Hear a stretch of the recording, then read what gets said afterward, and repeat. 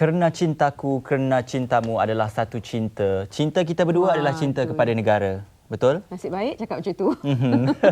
Betul. Cinta kita semua adalah cinta kepada Tuhan, cinta kepada negara dan cintakan kepada keluarga kita sendiri. Bercakap mengenai cintakan kepada negara, sememangnya banyak peristiwa yang berlaku dalam negara kita yang mana mencabar kita lah untuk sama-sama mengharunginya bersama-sama dan sememangnya dalam sepanjang kita mengharungi itu, kita mengucapkan tahniah dan terima kasih kepada pasukan yang menjaga keselamatan negara kita, pasukan beruniform yang sama-sama menjaga keselamatan negara kita ini. Ya, betul. Dan untuk mengetahui dengan lebih lanjut, kalau tadi kita dah kata ya mengenai insiden di Lahad Datu tu, ataupun kita ingin juga menceritakan dengan lebih mendalam bagaimana pasukan beruniform ataupun pasukan-pasukan ni selepas 2 tahun menjaga keamanan serta keselamatan negara kita. Kita bersama dengan tetamu kita di studio. Baik, kalau kita ceritakan mengenai isu Lahad Datu yang berlaku pada 2 tahun lepas, selepas 2 tahun pencerobohan Lahad Datu itu dengan pelaksanaan Op Zaulat, mereka yang banyak berjasa, yang sama-sama membantu untuk kita menangani isu tersebut. Kita bersama dengan tetamu kita yang cukup istimewa pada hari ini, iaitu Timbalan Pesuruhjaya Pertahanan Awam, Timbalan Ketua Pengarah Operasi Haji Selamat Haji Dahlan, dan juga bersama dengan Kolonel Pertahanan Awam Abdul Wahab Haji Rahim, Komandan Akademi Latihan Pertahanan Awam Malaysia. Terima kasih Tuan, selamat datang ke Selamat Pagi Malaysia. Selamat pagi Tuan, selamat pagi Kolonel. Terima kasih.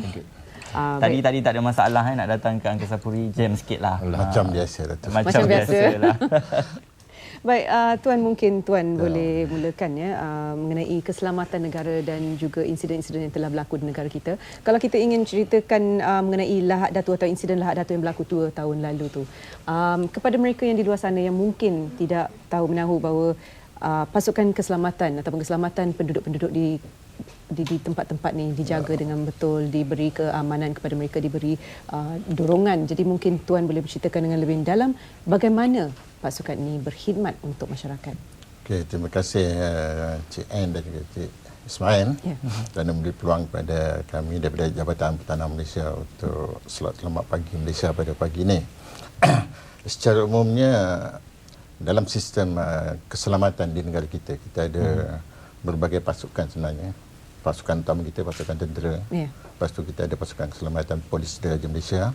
Dan kita ada Jabatan Pertahanan Awam Malaysia yang merupakan boleh dianggap sebagai barisan ketiga sekarang dalam benteng keselamatan negara. Dan sebelum kita memperkatakan apa itu pertahanan awam, kita kena faham apa maksud pertahanan awam itu sendiri. Mengikut Akta Pertahanan Awam 1951. Pertahanan awam itu bermaksud sebagai sebarang langkah dan tindakan yang diambil untuk menyelamatkan nyawa dan harta benda penduduk awam akibat daripada serangan musuh ataupun bencana alam sebelum, semasa atau selepas kejadian itu berlaku tanpa melibatkan combat sebenar. Maknanya Jabatan Pertahanan Awam ini menguruskan satu pasukan yang terdiri daripada anggota-anggota sukarela, kebanyakannya, majoriti kami adalah sukarelawan yang bertugas untuk menjaga keselamatan orang awam yang mungkin terjejas akibat daripada serangan permusuhan ataupun bencana alam. Salah satu serangan permusuhan adalah sebagaimana yang terjadi di Lahad Datu baru-baru ini, mana penduduk awam sendiri terancam apabila berlaku pencerobohan daripada pihak luar ataupun pihak-pihak yang mungkin tidak ingin melihat keselamatan negara kita ni, negara kita dalam keadaan aman seterusnya. Jadi pertahanan awam bertanggungjawab untuk menjaga orang awam. Sebab apabila berlaku sesuatu insiden yang sedemikian, pasukan keselamatan kita, tentera, polis, dia tertumpu untuk mempertahankan negara, mencari musuh-musuh, dan orang awam pula akan biasanya terpaksa juga dilindungi. Dan itulah tanggungjawab pertahanan awam, melindungi orang awam semasa berlakunya insiden-insiden yang sedemikian. Untuk tujuan itu kita menjalankan berbagai langkah. Sebagaimana saya katakan tadi, tindakan kita ambil sebelum. Mana sebelum sesuatu kejadian, kita biasanya merangkakan suatu program latihan kepada orang awam, cara-cara macam mana mereka untuk menyelamatkan diri, mematuhi arahan. Ini juga kita apply ataupun kita gunakan dalam bencana alam misalnya. Misalnya banjir baru-baru ini pun kita macam tu juga.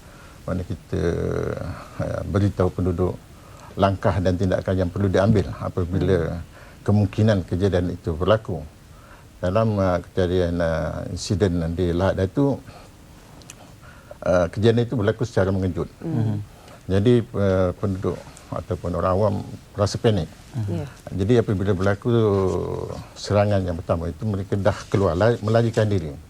Dan di situlah peranan pertahanan awam kita mengumpulkan mereka, menempatkan mereka di pusat-pusat pemindahan dan menguruskan mereka di pusat-pusat pemindahan, seperti menjaga dari segi makan minum mereka, dari segi kebajikan mereka, dari segi psikologi mereka juga, supaya mereka tidak merasa panik, dan kemudian bersama-sama membantu kerajaan untuk mempertahankan negara. Dan pihak pasukan keselamatan kita juga, kalau berlaku peperangan misalnya, apabila tentera-tentera kita pergi ke sempadan untuk berperang misalnya, mereka meninggalkan keluarga mereka, isteri mereka, ibu bapa mereka. Jadi kalau ada pasukan yang mengambil inisiatif untuk menjaga kebajikan orang yang ditinggalkan, mereka yang berada di barisan hadapan ini akan merasa lebih bersemangat. Mereka tidak perlu memikirkan masalah keluarga yang ditinggalkan, tapi mereka boleh menumpukan kepada usaha mempertahankan sempadan negara kita ini daripada serangan musuh. Itu peringkat awal untuk penerangan pertahanan awam. Tuan Haji Selamat juga bercerita mengenai persediaannya dari segi untuk mengumpulkan anggota untuk sama-sama kita bawa ke kawasan yang terlibat itu. Mungkin kita boleh tanyakan kepada Tuan Abdul Wahab berkenaan persediaan itu sendiri dari segi mengerahkan anggota tentera. Bagaimana? Mungkin dari segi latihan dan apa yang dilakukan sebelum dan juga semasa. Terima kasih banyak Ismail untuk saya sambung balik Tuan Haji Selamat cakap pasal capability jabatan ataupun pertahanan awam itu dalam especially dalam operasi Lahad Datu itu, iaitu menguruskan mangsa di pusat-pusat mindahan. Kerja itu bukan kerja yang macam one off kerja, maksudnya bila berlaku tu kita buat, tidak. Along the way itu kita telah mempersiap sediakan sama ada potential hazard ataupun ancaman tu kita anticipate. Dalam kes kayak begini kita tidak kata bahawa ancaman itu dalam bentuk pencerobohan, tidak, tetapi persediaan kami meletakkan anggota itu supaya mereka bersiap sedia dalam apa bentuk ancaman. Untuk apa bentuk ancaman, name it, natural disaster ataupun man-made disaster, ataupun juga ancaman dalam bentuk begini, kekacauan awam. So anggota pertahanan awam di seluruh Malaysia ini sebenarnya anggota yang secara prinsipnya mereka harus menerima latihan begitu, supaya apabila operasi begini berlaku, kita punya keupayaan untuk melaksanakan operasi itu sangat mudahlah. Ini kita buktikan di Lahad Datu. Sebab saya mungkin boleh share sedikit, tak ramai yang tahu. Because fokus kita semasa Lahad Datu dulu ialah fokus kita kepada mempertahankan negara. Betul. Tetapi kita seolah-olah tempat itu mungkin kita andaikan tidak ada orang. Sebab nampak macam tak ada mangsa. Seolah-olah tak ada mangsa. Mangsa maksud saya itu orang awam. Rupanya ada satu agensi, iaitu JPAM lah, yang menguruskan orang itu. Sebab ada yang dalam pusat mindahan 11 kampung, untuk makluman penonton semua. 11 village yang kita ni, lebih kurang dalam 5,000 lebih mangsa yang berada di pusat-pusat mindahan. Jadi mesej saya satu, mesej saya ni satu, ada jabatan yang menguruskan orang itu, yang nampak macam nothing happen lah, seolah-olah lah tak ada apa-apa yang berlaku, tak nampak orang, tak ada mangsa. Definitely. Sebab itu keupayaan yang saya nak share ni adalah ada jabatan yang menguruskan, itu Jabatan Pertahanan Awam. Satu. Yang kedua, cantiknya dalam sistem pengurusan bencana kita di negara kita ini, seperti yang Tuan Haji Selamat cakap tadi, untuk defense ini memang ada proper agensi yang defense, iaitu tentera and then police. But civilian punya defense ataupun civil protection ini, nak tak nak mesti ada satu agensi yang buat, itu JPAM tadi lah. Dan ini diterima ke tak diterima by act, dalam akta, dinyatakan itu memang kena buat. Sebab kalau dibagi pilihan dulu, kita pun tak nak pergi ke tempat yang war zone. Betul. Tapi kami tak ada pilihan. Itu tugas kami. So we prepared. Sebab untuk makluman juga, di Lahad Datu, di Pelda Sabak itu, kita ada pejabat. Kita ada pejabat untuk mengoperasikan perkara itu. Bukan kita buat masa itu. Memang pejabat itu dah ada sebelum. So dari segi struktur pengoperasian JPAM, insya-Allah lah, saya yakin dalam sistem pengurusan kecemasan bencana negara, we are there lah. Ada, cuma tak ramai yang tahu. Mana hari ini mungkin selepas 2 tahun kita boleh share sedikit mesej yang cuba kita hantar tadi lah. So baik, mungkin saya Tuan dengan Colonel, Lahad Datu berlaku 2 tahun lalu. Insiden yang mungkin tak diduga langsung oleh orang ramai ataupun penduduk di Lahad Datu langsung. Seperti Lahad Datu, ada juga insiden-insiden lain yang sudah berlaku di negara kita, seperti di Sempurna Sabah. Sempurna juga menjadi satu target untuk masalah keganasannya. Jadi nak tahu perkembangan setakat ini di Lahad Datu, sebab seperti yang Colonel kata, bukan hanya masa tu kita menangani masalah, kita akan juga melanjutkan selepasnya. Jadi sebelumnya, pada masa tu dan juga selepasnya. Kita, kalau boleh Tuan ataupun Colonel boleh ceritakan apakah perkembangan buat masa ni, ataupun apakah situasi yang sekarang. Situasi sekarang di Lahad Datu. Dari segi penduduk awam di Lahad Datu, mereka telah pun kembali ke tempat masing-masing. Pihak kerajaan telah pun menyediakan rumah-rumah kepada rumah yang telah pun musnah, dan dari segi Jabatan Pertahanan Awam, kita juga telah membantu mereka kembali ke tempat masing-masing dan memberikan kaunseling, memberi nasihat serta keyakinan kepada mereka, serta juga maklumat-maklumat berkenaan dengan apakah tindakan-tindakan yang perlu mereka ambil jika kejadian itu berulang lagi. Dan dalam masa, harap tak berulang, Tuan. Kita berharap memang tak akan terjadi lagi dah. Dan dalam masa yang sama, pihak jabatan juga memperkemaskan serta organisasi kita dengan mengambil lebih ramai lagi anggota penduduk tempatan untuk menjadi anggota pertahanan awam. Kita beri latihan, dan kepada penduduk kampung pun kita memberikan mereka latihan dan juga kursus-kursus yang berkaitan dalam aspek mempertahankan diri dari serangan dalam kejadian-kejadian yang sedemikian, dan tindakan bagaimana yang mereka perlu ambil apabila mendapat misalnya amaran daripada pihak berkuasa, mematuhi arahan. Kalau di arah berpindah, mana mereka perlu berpindah, dan ke mana arah tempat yang mereka perlu tuju kalau nak berpindah itu. Dan di tempat pusat-pusat pemindahan pun kita cuba memperbaiki supaya pusat-pusat pemindahan kita ini lebih selesa untuk didiami, sebab pada masa kejadian Lahad Datu itu, pusat pemindahan adalah pusat pemindahan kecemasan sebenarnya. Ia sebenarnya cuma dewan serbaguna yang ada di kawasan Felda itu kita jadikan pusat pemindahan. Dari segi fasilitis memang tidak sempurna lah. Tapi kita berusaha sedaya upaya supaya mereka yang ditempatkan di pusat-pusat pemindahan ini diberi layanan yang selesa, supaya mereka tidak terasa terlalu misalnya tertekan dengan keadaan persekitaran. Dahlah rumah ditinggalkan, kita tak tahu masa depan mereka macam mana ketika itu, keselamatan diri pun tak tahu. Jadi kita terpaksa memberikan mereka layanan yang selesa di pusat-pusat pemindahan, mengurangkan tekanan kepada mereka. Dan begitu juga tindakan kita selepas daripada kejadian. Jadi selepas mereka kembali, kita buat lawatan susulan, melihat apa masalah-masalah mereka, dan kita cuba untuk merasailah masalah-masalah mereka. Itu dari segi pengurusan kepada mereka yang terjejas di dalam konflik tersebut. Tuan Abdul Wahab juga, kalau kita boleh tanyakan dari segi pelaksanaan operasinya, semasa krisis itu berlaku, pihak polis ataupun tentera akan pergi ke tempat tersebut untuk melakukan mula-mula melakukan operasi. Dalam proses ini, pihak pertahanan awam bagaimana bertindaknya? Di mana proses bertindak itu bermula? Okay, terima kasih banyak Asmal. So just to share sedikit kita punya experience dekat sana. We are part of the team yang menguruskan dekat sana lah. Kami sebahagian daripada pasukan yang alhamdulillah dibagi kesempatan lah untuk bersama di insiden itu. Dan kita sedar untuk menguruskan insiden sebegini, dia bukan seperti natural disaster, dia punya ni lain sedikit. Betul. Because unsur utama yang kita kena consider ialah keselamatan. Betul. Keselamatan maknanya dari segi keselamatan kami sebagai petugasnya dan mereka yang kita lindungi. Dan impact pertahanan awam punya key point dalam melaksanakan operasi, try to minimizekan kita punya victim lah. Dalam kes yang lepas tu kita cuba sedaya mungkin.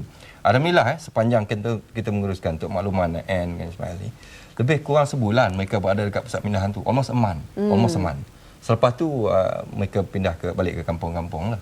So dalam sebulan ini, dalam ketika tahap keselamatan yang sangat sangat terhad ini, consideration besar kita ialah memastikan kesemua orang di dalam pusat pemindahan tu tadi selamat nombor satu. Nombor duanya, mereka mendapat dia punya keperluan asas itu.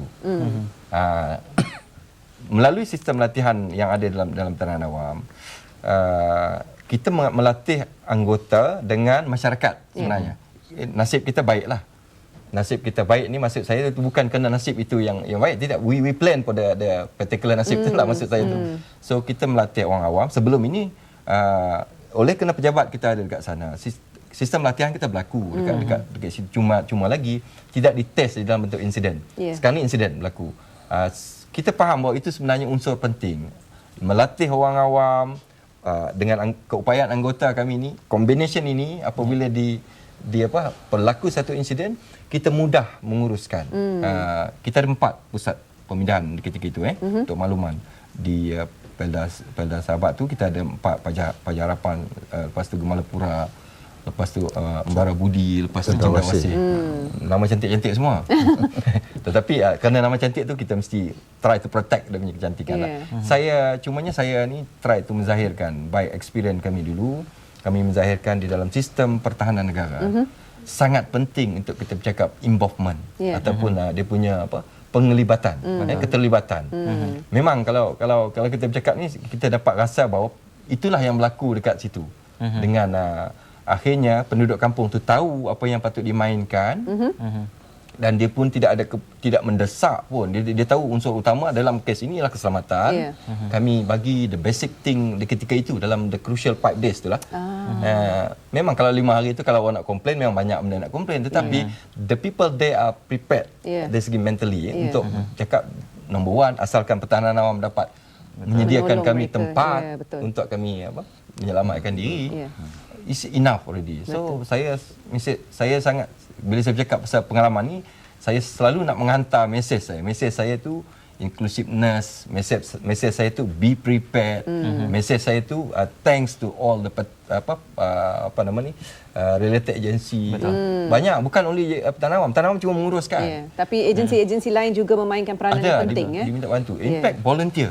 Kalau kita bercakap dalam kes pertahanan awam ni, apa cantiknya pertahanan awam ni, yang tak cantik mungkin kita tengok tak cantik. Yang cantiknya pertahanan awam because pasukan utama kita ialah sukarelawan. Betul. That is the beauty of civil defense. Itu yang paling penting. Definitely. Because dalam menguruskan bencana selama begini, sebulan, 2 bulan, 3 bulan, no key element melainkan kita enhance keupayaan volunteer. Sukarelawan. Baik Tuan Haji, soalan terakhir mungkin kita boleh tanyakan dengan pewujudan Eskom sekarang ini di kawasan di Sabah.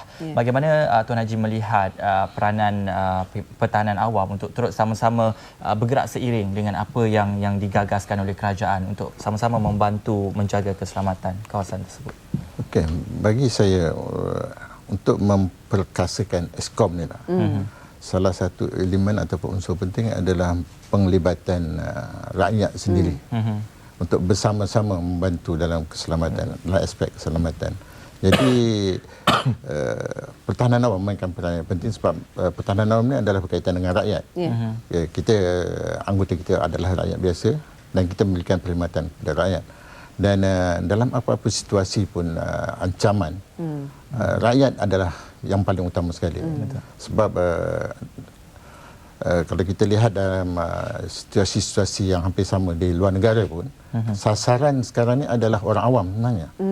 Apabila berlaku serangan, sasaran adalah orang awam. Jadi kita perlu melengkapkan orang awam ni, rakyat kita ini, dengan ilmu pengetahuan, menghadapi situasi-situasi yang sedemikian supaya mereka tidak panik, tidak menyalahkan kerajaan nanti apabila berlaku insiden-insiden yang sedemikian, dan mereka mempunyai tempat perlindungan yang sesuai untuk mereka berlindung apabila berlaku kejadian-kejadian yang sedemikian, dan boleh meneruskan kehidupan harian mereka.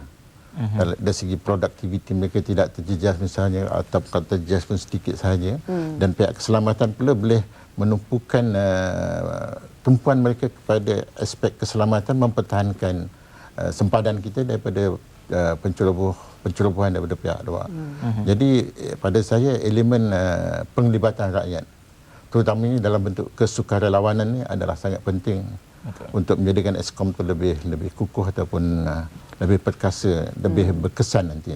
Mungkin sebagai sukarelawan, mereka yang dapat menyertai JPAM ni menjadi unsur terpenting. Betul. Boleh saya ni sikit? Ya, silakan. Just final word mungkin daripada saya by just to share the pengalaman dulu di Lat Datu tu. Saya cuma nak beritahu as a nation responsibility, kalau boleh. Saya ini luar daripada skop JPAM anymore. Luar. Saya cuma cakap kesan kepada apa yang kita buat sangat besar. Yang kaya mungkin boleh jadi tak kaya bila duduk kat pusat pemindahan. So saya just share lah. Careful kepada ni lah. Kepada keselamatan negara. Betul. Betul. Baik, terima kasih diucapkan kepada Timbalan Pesuruhjaya Pertahanan Awam, Timbalan Ketua Pengarah Operasi Jabatan Pertahanan Awam Malaysia JPAM, Tuan Haji Selamat Haji Dahlan, juga kepada Kolonel Pertahanan Awam Abdul Wahab Ajur Rahim, Komandan Akademi Latihan Pertahanan Awam Malaysia. Terima kasih diucapkan kepada Pertahanan Awam, tahniah dan terima kasih banyak-banyak kerana bersama-sama menjaga keselamatan negara.